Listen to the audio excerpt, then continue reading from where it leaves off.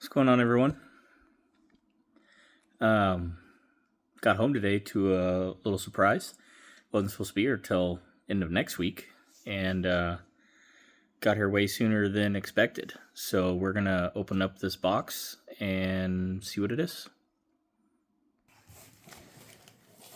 So we're gonna pull everything out, and then we'll kind of go through everything, but kind of see what these things are as we go.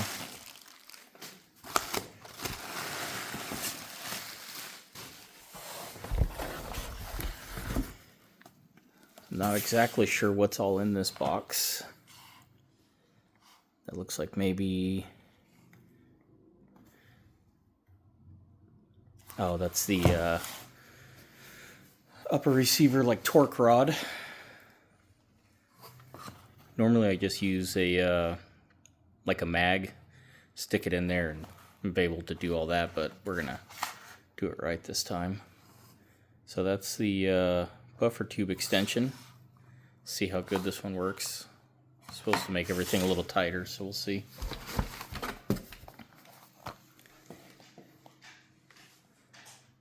Oh, that's the silent capture spring. Let's see. That is just the standard power buffer spring. We're going to try that out in my 300 blackout. I've been having some short stroke issues. Decided to take everything apart, and I guess at some point I put a rifle length spring in there, and so I think that's been my issue with the short strokes. And that's the new muzzle device for the 300 blackout. Will mount up with my suppressor. Let's see, I think that's it. Yeah, that's it. So let me get these things opened and lay everything out. We can go through it. Just gonna be kind of hard to do it one-handed, so I'll be right back. All right, so this is probably the most exciting part that's here today. But this is a Geisley 5.56 11.5 inch cold hammer forged barrel. You can kind of see the writing there. So this has a carbine length gas port, chambered 5.56. It's their cold hammer forged and chrome lined barrel. Anyway, that's the, like I said, 11.5 inch.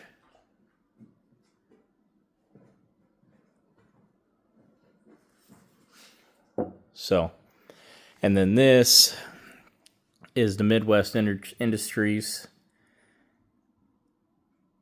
I think it's called like a torque tube or something.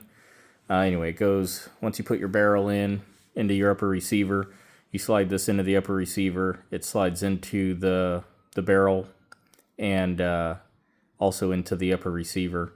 And then you can torque that into a vise. And then you can torque down the barrel nut and make sure that you get it, to the right torque specs.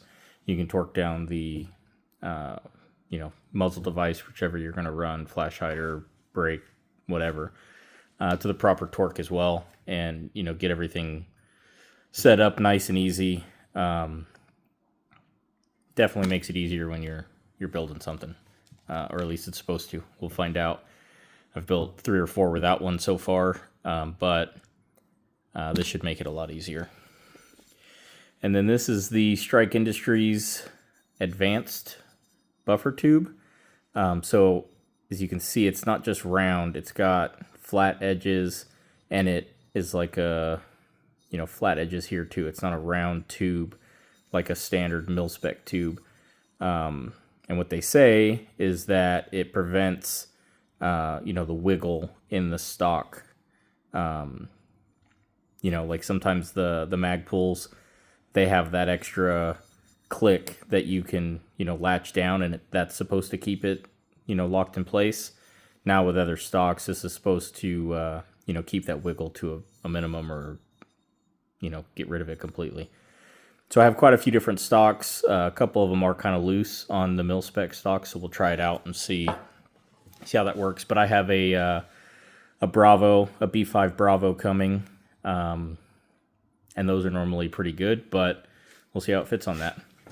And then we got the JP Silent Capture Spring. This is their 5-spring kit in an H2 pattern, or H2 weight. They give you this spacer. I believe that's if you want to run it in a rifle tube, then you can, you know, put that in there. But this has 2 tungstens and 1 stainless for the H2, and it comes disassembled so that you can put whatever spring you want to run in it. I'll have to look up, you know, what color springs are what. You can see there's a white, a green, and we'll start at just a standard spring weight, and with the H2, and we'll go out there and we'll run that. The reason that I got it with the 5 springs instead of just a standard H2 is because this gun has an FRS in it, and so we can do, you know, cyclic fire rates. And so the heavier buffer will help the shorter gas port with managing one, recoil feel, but recoil pulse mainly, being able to slow down that bolt carrier group and not be, you know, 900 plus rounds a minute or whatever. Like to keep it around, you know, high 700s, low 800s. And so we'll dial that in with this. We'll be running a piston system, so the Superlative Arms piston system. I currently run that on my 16-inch. It is fantastic. Handles the cyclic no problem, and it just has a standard buffer. So once I get this kind of dialed in, or while I wait for parts, I'm going to install this in the 16-inch, and we're going to go see if the H2 works better. And if so, I'm going to order the weights to turn my silent capture spring that I have in the 16-inch to an H2 and kind of get that dialed in a little better. But right now, that gun's running around like 830-ish rounds a minute. And it's been super reliable, so I'm not thinking I'm going to end up changing anything on it, but if this, you know, feels a little better and doesn't hurt anything, then we'll swap out the weights on the old one. And then this is the Sprinko, like I said, just standard carbine length buffer spring, and we're just going to throw that in the 300 blackout and see if that will help our short strikes or short stroke that we're having right now. You know, supers suppressed, sub suppressed, unsuppressed, it doesn't matter. Everything short strokes on it, and it's all the same. And like I said, it somehow, you know, throughout the build, I don't know if I grabbed the wrong spring or ordered the wrong spring or whatever the case was. I think that gun's been built for a long time, and I don't shoot it very often. 300 blackout's kind of pricey, but I think I had the spring laying around and just didn't realize, you know, that it was a rifle length spring. So I think that's been my biggest issue with that rifle. So hopefully this will solve that, and then we'll have a good functioning 300 blackout. And then I switched up muzzle devices, so I just built a 7.62 by 39, and so I took off the muzzle brake from my 300 blackout, and I'm gonna put that on the 7.62 by 39, and then I'm gonna put this on the 300 blackout. The 300 blackout already is pretty soft on the recoil as is, so I think this will work better in the suppressor, which is really the only way that I'm gonna shoot that, you know, that gun. So yeah, so that's for the 300 blackout, and hopefully all the other parts start showing up sooner than later too. I know pretty much everything is shipped.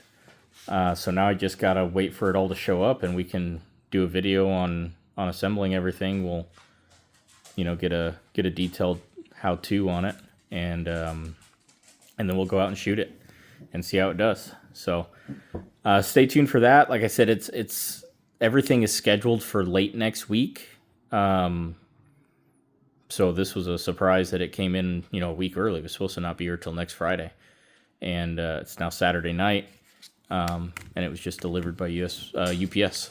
So hopefully everything else comes in soon, and at least the upper receivers, so we can start, putting the barrel in it and start getting all that kind of stuff.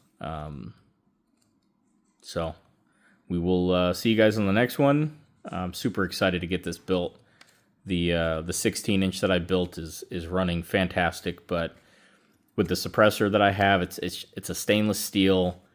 It's like 6.5 inches long total, and it's like a JK Armament like replica, or knockoff, whatever. I bought it a few years ago, and as a Form 1, and finally got all that approved and got it drilled out. But that suppressor's heavy, and on the end of the 16-inch, it's a lot. And I mean, the 16-inch weighs a little over 11 pounds total, which isn't horrible. It's a little on the heavy side, but it's not like crazy heavy. But when it's unsuppressed, it feels great, but suppressed, it's just very, very nose heavy. So I decided to build an 11.5 inch for size, get everything a little bit more compact. And, or sorry, it might be a 12.5. I went back and forth between 11.5 and 12.5. I'll double check. This doesn't say the barrel length on it. I think it was 11.5. But anyway, we'll double check, make sure that's the right barrel too. And yeah, we'll see you guys on the next one. When I get the next box, we'll open that up, and then hopefully we can start putting some stuff together once we get everything.